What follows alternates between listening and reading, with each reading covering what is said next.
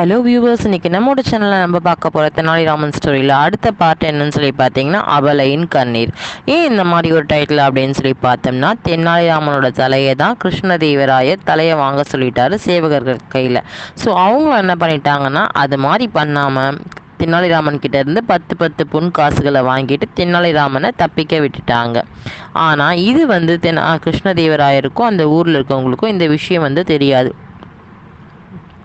தெனாலிராமன் இறந்து போயிட்டான் அப்படின்னு தான் நினச்சிட்டு இருக்காங்க.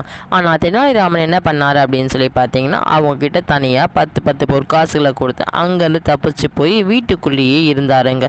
எத்தனை நாள் தான் அவரும் வீட்டுக்குள்ளேயே அழிஞ்சு கிடப்பார். ஸோ மேலும் அது மட்டும் இல்லாமல் வருமானம் இல்லாமல் எப்படி குடும்பம் நடத்துறது அப்படின்னு சொல்லிட்டு யோசிச்சுக்கிட்டே இருந்தாருங்க. அந்த நேரத்தில் அவருக்கு ஒரு ஐடியா வந்துச்சுங்க. தன்னோட மனைவியும் தாயும் அரண்மனைக்கு அனுப்பி அரசர்கிட்ட முறையிட சொன்னாருங்க.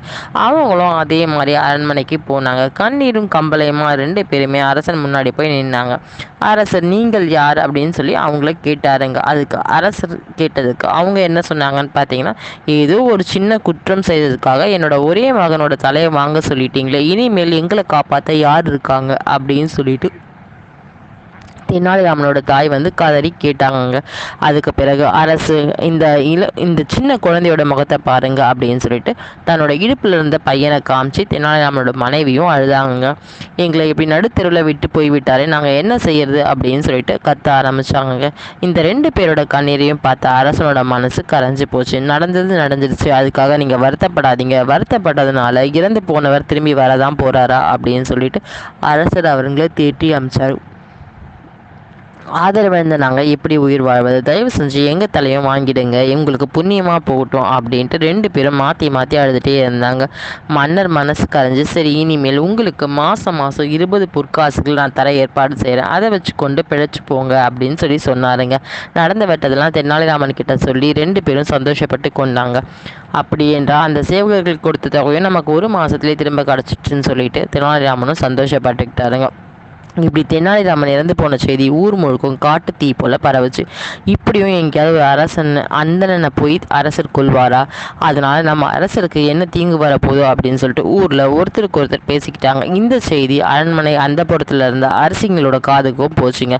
அதை கேட்டு அவங்க பயந்தே போனாங்க. உடனே தெனாலிராமனோட ஆத்ம சாந்திக்கு ஏதாவது பிராச்சித்தம் செய்யணும் அப்படின்னு சொல்லிட்டு அரசன் கிட்ட முறையிட்டு கேட்டாங்க. அது கேட்ட அரசனும் ஆழ்ந்த யோசனையிலே போனாருங்க. நாம இப்படி அவன் தலையை வாங்க அவசரப்பட்டிருக்க கூடாது அப்படின்ட்டு அரசரும் ஃபீல் பண்ணார். உடனே ராஜகுருவை கூப்பிட்டு அனுப்பிச்சு, அகால மரணம் அடைஞ்ச தெனாலிராமனுடைய ஆத்மா அலைஞ்சிட்டு இருக்கும், அதனால நாளைக்கு அமாவாசை நள்ளிரவில் மயானத்தில் இருக்க ஆலமரத்தடியில் இருந்து அவனோட இறப்புக்கு காரணமான நம்ம அவனுக்கு ஏதாவது ஒரு யாகம் வளர்த்து அந்த பிரச்சனையிலேருந்து நம்ம வெளியே வந்துடணும் அப்படின்னு சொல்லிட்டு அதற்கான திரவியத்தெல்லாம் கஜானாவிலேருந்து எடுத்து கொடுத்தாருங்க. ஒழிஞ்சான் தெனாலிராமன் சந்தோஷப்பட்டு கொண்டது ராஜகுருவுக்கு இப்படி ஒரு கட்டளை. அமாவாசை இருட்டு நேரத்தில் போய் என்ன போய் செய்ய சொல்லிட்டீங்களே, ராஜகுரு ஃபஸ்ட்டு தயங்கினாருங்க. ஏன், அப்பொழுது தான் செய்யணும், அப்போ தான் மயானத்தில் செஞ்சால் தான் ரொம்ப நல்லது. வேணும்னா உதவிக்கு அரண்மனையில் இருக்க கயிறுகளெல்லாம் கூட கொண்டு போங்க அப்படின்னு சொல்லிட்டு மன்னன் சொன்னாருங்க.